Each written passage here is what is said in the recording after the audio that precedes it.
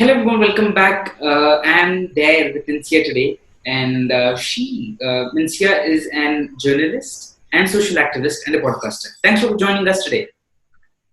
Hi. So my first question to you is, if you can explain about your background and what you do. Okay, so like you said, I'm a journalist and I'm a socio-political writer. So I write on topics like, how politics affect our social structures so it's from a sociological standpoint largely. And I also run a social justice initiative that aims to fight against this mob culture, mob violence, mob lynchings, things like that. Yeah. As well as a podcast, which also speaks about the same thing, about mob attacks and stuff like that. Okay, so if you can just talk about your podcast, what is what it is named, and what is it about? Okay, my podcast is called Gunda Raj Okay. because, that is what we're trying to fight against. We're trying to fight against this culture of Gunda Raj where anybody thinks that, they can do whatever they want and get away with it, which unfortunately is kind of true as well because many of these people do get away with it. So that's why and also this podcast comes from a personal experience of my own because in 2018 I was attacked by a mob in Khan Market. Okay. Delhi's Khan Market, yeah, if you can believe it. And it was just like some random argument with a local guy. And it turned into this full blown attack with about 70 guys smashing our car. We were trapped inside. I was driving. And, they kind of smashed the car. And at some point, it became so scary because there's 70 people attacking you. And they're trying to drag you out of the car. Obviously, we weren't, we locked everything and we were like inside the car. But at that point, they started shaking the car, saying, ki, ye nahi niklenge, aag laga do. Okay. So it became a very, very scary incident in my life. And the police was there, but unfortunately, they were not able to control the mob. Okay. So, and then from there, as horrific as the attack was, from there, it was an even more uphill task to get the police to register complaints, to see things through, to get an FIR filed, to get a charge sheet done. The media did cover this incident, but it was again covered in a very different manner. Okay. Which kind of like downplayed the incident because I think there are other forces at play which we don't really know about. Yeah. So when all of this happened, when I went through this experience, I kind of started to realize that this is not, this has become normalized. Okay. This is not a one-off incident that happens somewhere in some little village. If it can happen in Khan Market, it can happen anywhere. Anywhere, yeah. Anywhere, exactly. So then that kind of got me thinking, and also the kinds of questions that I had been asked by the cops as well as the journalists, saying that, oh, do I have any proof that this happened? Saying that, madam, aapne video kyun nahi liya? And I'm thinking that I'm in the car being attacked, and you want me to take videos? Yeah, it's ridiculous. So then when I decided to start this podcast. And in the podcast, we talk to victims themselves who've been attacked, or in a few cases, the victims are no more. So then we speak to the next of kin or whatever. And the story is in the victim's voice, so there is no question of disbelieving anyone about what happened. It's in their voice, the story is theirs. It's an attempt at honest journalism and citizen journalism. Okay. So you don't go through any channels, you don't go through any publications, nothing. It's straight between you and the person who's telling the story. Okay, so what was the real issue? Why this incident took place? What was the reason to this incident happening with you? So we were in Khan Market. I was driving the car. My husband was sitting in the back seat. And there was a friend who was sitting next to me in the passenger seat. Okay. And we were trying to find a parking. So I don't know if you're familiar with that area, Khan Market. Yeah, I know Khan Market. I've been to Delhi before. Okay. So right next to Khan Market is another smaller market. It's called Prithviraj Market, where there's like auto repair shops and things like that. Khan Market can sometimes be really crowded, so we decided let's just park over there and then we'll walk across to Khan Market. Unfortunately, there was some sort of a parking incident, and one local driver, he got really, like, I don't know, he just lost his temper and he started to, like, shout, and He tried to hit my husband with the car. My husband stepped out of the car to just pacify him. He tried to run the car over him. He was just like out of it. I don't know what was going on with him that day. But then he came and he started to he took a metal rod and he smashed my front windscreen. Okay. So I got pretty scared. So I tried to just get out of there, just accelerate and try and drive out. Yeah. But he got a stone. He broke the back windscreen as well. Khan Market at 5 in the evening is packed. Mm-hmm. There's no place there's no way that you can get out of there. There's traffic everywhere. There's pedestrians, Yeah. So we couldn't get out, and he caught up with us. He had all these cronies who came with him, 70 guys. At the worst of it, there were 70 of them who were attacking us. Yeah. So that's the problem. Okay. So then, why did you think that this issue should come out to people through podcast? What was the reason to get into a podcasting field with this story? Right. So after this happened to me, I started to obviously pay more attention to incidents of mob violence, and the more, it just suddenly felt like everywhere you turn there is one story of a mob attack. And it was, in those days, it was also getting very communal. There was cow vigilantism. It was found that mostly men who were killed were Muslim men, and it just felt like this is too much. It's getting normalized. People who are attackers are being facilitated by people in power, let's say, or people in authority. Okay. So, and I just felt like these stories have to be told, because if I am facing this much trouble in just telling my story and getting justice, and the evidence is all there, the smashed car is there, and we walked into the police station with police escorts and all of that, and still we are not being believed.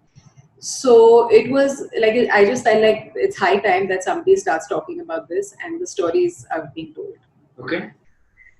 Yeah. So what do you think is the main reason behind this mob lynching, and how can you stop it? Well, I don't know. Well, I think the reason behind it is, one, the system doesn't really work, So rather than trying and taking a guy, if you feel that somebody's done something wrong, the ideal thing would be to hand him over to the cops, right? Yeah. But people don't trust the system. Yeah. So there's a lot of street justice that happens. It's like, yahi pe justice kar do, maro, or whatever it might be. Yeah. That they think is the correct thing to do. Another thing that is I'm seeing lately is that there's a lot of mob violence that comes out of rumors. Mm-hmm. Child lifter hai, ya thief hai, Yeah. whatever it might be. And then people don't listen, they don't think, and it is what it is. Of course, the communal aspect is there. Yeah. Every time there is something to do with a cow, it becomes an excuse to lynch the person and to kill him. How we can get rid of this? I think the police needs to do their job. Most of these mob lynching incidents, nobody's charged, or if there were 100 people, one is charged. Okay. So what are the rules and constitution in regards to mob lynching in India? So there are rules. There is a law. Okay. States have separate laws as well. Okay. But unfortunately, there is the letter of the law and there is the spirit of the law. Yeah. You can make any laws as you want, but if you don't uphold them, if you don't enforce them, then it's kind of pointless. So that's what I'm seeing a lot that is happening. That people, so even in our case, there was definitely a mob. There were 70 people there. Okay. But the FIR says rioting. The charge that they applied was a charge of rioting, okay, which is totally different, and it won't stand up. Yeah. So, how do you think you can help yourself out through journalism? Help myself out. Yeah, you said the police were asking for proofs, and media also were asking for proofs. Sorry. Yeah. So how do you how do you bring journalism and connect and get justice for yourself and the people who are getting lynched? For myself, I think that ship has sailed. I don't think that it's going to go anywhere. Okay. The attempt here is to try and help other people tell their stories. Mhm. basically to marry my expertise as a journalist with my personal experience of being attacked. Okay. My social justice initiative, however, in that what we do is, at the moment, it's a lot of awareness raising, Uh-huh. but eventually we want to be in a place where we can question the authorities. Mhm. So if certain action has not been taken on a certain Okay. case, Uh-huh. we would want to be in a position. We have lawyers on board, we have media people, we have activists. So eventually, that's where we want to go with this. Okay. So you also have a social initiate. You have social in your social. You're a social activist. So what do you do through social activism? Like what is it about? Yeah, that's what I said. So at the moment, we're raising awareness about it. So we Okay. make sure that we talk about these cases. The conversation has to be open. It has to be started. We can't just keep reading about these and saying कि चलो ये तो होता है हमारे country में पे Uh, turn the page and let's get on to the next piece. That cannot happen. We have to pay more attention to this. We have to be more outraged. Why okay. are we not more angry? You know what I mean? Yeah. So that kind of thing is that's what we're doing. And then eventually, like I said, we've got lawyers on board, we've got media people, activists. Eventually we want to get to a place where we can question people in authority, Uh-huh. where we can take cases and say, okay, why has this case not been dealt with correctly? Okay. And if That you is the okay, and if you take this take this case to the court, how does court responds to this case? my case. Like not your case, but normal cases of mob lynching. Not normal, but how do they respond? What are the response coming by the court? Uh, you saw what happened with Pailu Khan, you know. Uh, They ruled that. So Pailu Khan was this guy who was lynched in Rajasthan, if I'm not mistaken, okay, and this was a very brutal lynching, okay, and there was video evidence also. Everything was there. okay, The ruling said that he passed away of a cardiac arrest. okay. So that is a very big battle to fight. That the justice system needs to really do right by victims. You can't. I mean, with judgments like this, it's just not right. So what can be possible solutions for this? Well, I think so. If you hear my podcast, there is one episode which is called "Stay Safe, Not Silent." Okay. So that particular episode is the story of this journalist Uh-huh. who he happened to be in the right place at the right time, and he witnessed uh, a lynching that was about to happen, Okay. but because he intervened and he intervened in the correct way, not only did he save the boy, but he also was able to be safe himself. Okay. So that's yeah. So if anybody sees a lynching, there are things that you can do. There are, if you listen to the podcast, it's very well explained on what you can do, what your choices are, and all that. Also, at the same time, being very careful that you are safe. You don't want them to like turn on you and attack you instead. Okay. So apart from all this incident, can you speak about your journalism experience and your journalism journey? Well, so I've written on various subjects. I've been in print media mostly. Okay. I've written on various subjects, from lifestyle, luxury, news, politics. Now, of course, I focus more on social politics. But I'm kind of on my own right now. I'm not working with anybody. I've also worked on a few documentary films. Okay. So that was also, I mean, perhaps that was a connected experience because that was during the Gujarat riot times. Okay. So Okay. So that's now. What are the if you just can speak about journalism industry? How what are the pros and cons of the industry? in what way? Like how truthful and how it is. Like what do you feel about the how does where does the journalism stands in India? Well,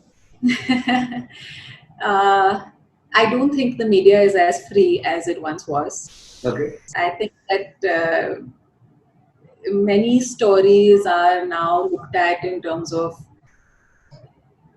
the viability of running that story Uh-huh. rather than the integrity of running that story. Okay. So that is a definite thing that I've noticed. it was part of the reason why I decided to also get out of that workforce of, um, but not to say that there aren't, honest, independent publications. Yes, there are. It's just not as many as there used to be. Okay. And if you can speak, what's the reason for that? I think we all know. You don't need me to say it. Okay. The climate of the country is what it is. Yeah. Okay. And there was I think there was some journalist index coming out maybe a day back, and the journalism rank of India was at 142, if I'm not wrong. If you have Freedom of thought. of the which is based in Paris, and the rank of the countries, how free journalism is, the country it came to 142. So what do you think about Yeah. it? Like why did it fall 2 numbers down? Well, like I said, there are other forces at play. It's the media is not allowed to function as a standalone entity. Okay. Yeah, there are other factors that influence it, which have become worse with time. I Okay. feel in the last few years. Yeah. Um, okay, fine. Apart from it, what if you could speak about writing journey? How did you get into writing articles for journalism and Sorry, news? if I could How did you get into writing? into writing. Yeah. Uh, well, I studied mass comm. Okay. So that was, yeah. So for me, it was like a natural progression. I was writing even before that. I've been published. When I was in school and college as well, I used to be writing like whatever at that level you can write, which Yeah. is published. And so it just seemed like a very natural progression to me. It didn't seem like a decision that had to be taken. And what did you learn from writing? What did I learn Yeah. from writing in terms of journalism? In journalism and anything, like what are the positive things you learned? If I do anything, something, if I, like for example, if I cook, I learn cooking. So what did you learn from writing? In terms of the print media, what I've learned is the importance of being honest when you're reporting, Okay. and the importance of making sure that your details are all correct. Okay. Don't be lazy when you're a journalist. Don't be lazy. Don't try and just put something in. Uh-huh. Don't try and say कि चलो, like who's checking these details. Don't do that. The Okay. importance of being honest and meticulous cannot be overstated.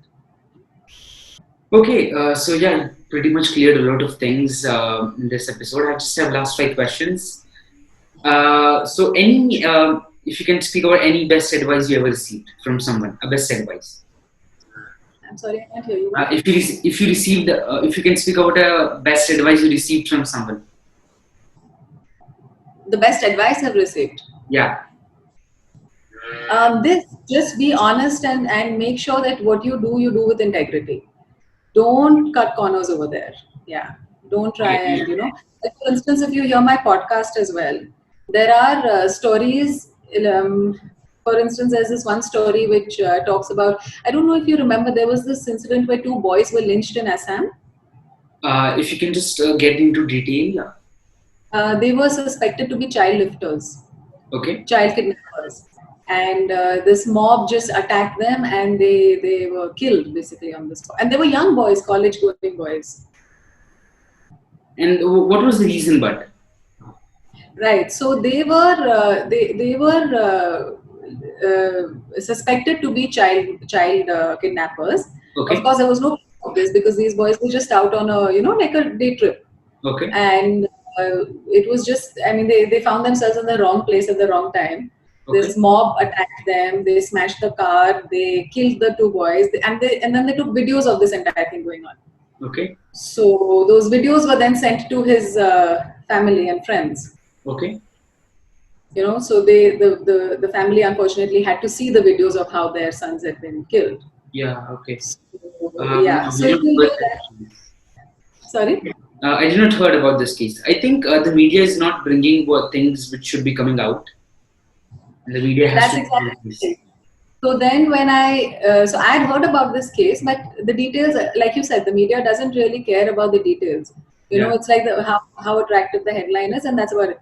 So when I actually spoke to these people and I heard the stories, I mean, it was just, it was horrific beyond belief.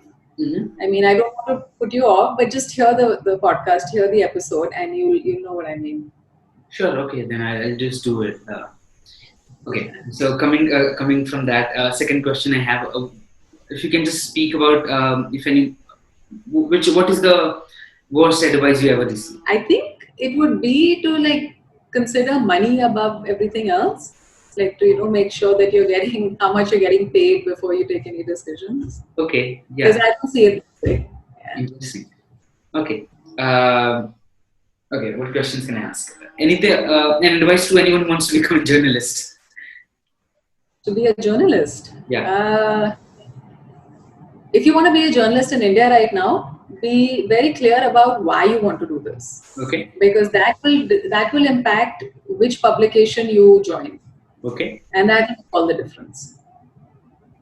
Okay. One major learning from your journey of your life.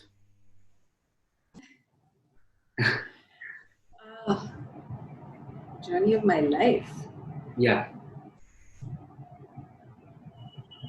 I think I've kind of learned that it's not. I mean, what we do in our own personal lives just for ourselves is fair. It's okay. It's not wrong. It's fine. But at the same time, I think it's very important to do something that impacts somebody else as well. It's very important to make choices that help others as well. In whatever way you can, whatever your expertise is, whatever your capacity is. There's no rules about this, but just to keep in mind that your actions should be able to positively impact others as well. Okay, and last question. Would you like to speak about something which you think I did not speak about? Would you like to add a message or something? A message? Yeah, if you would like to speak about something which you think I did not speak about, or would like to add a message to the people seeing it. Well, I would just say in terms of the podcast and in terms of the social justice initiative that I run, moving from there, I would just say that if anybody ever sees any kind of an incident of violence or anything that is objectionable in that way, please don't look the other. Do something. Okay. Just I don't know, call cops, do anything. As long as you do something. Because it could mean the difference between life and death. Like you will again see in my podcast, there is that story of how, just a small action can actually save someone's life. Yeah, totally agree. Okay, and last question, where the people seeing it can contact you and connect with you? So you can find me on Facebook. Okay. My social justice initiative is called Gunda Raj. Okay. It's GOONDARAJ. I have a page as well as the group. You can find me there. I will respond to you if you write into me. My podcast is also called Gunda Raj. So again, GOONDARAJ. You can find that on Hubhopper, on Apple, Google, Spotify. It's pretty much on a lot of platforms. Okay, sure. So I think that's it. You covered a lot of things, and I think this is totally a new topic which I came to know about, mob lynching. Yeah, I have heard about it, but didn't get into deep. But then you forced me today to get into deep and learn more about and know more about what it is. So thank you very much for being here and giving us information required. Thank you very much. Thanks, Lakshya. Thank you for having me.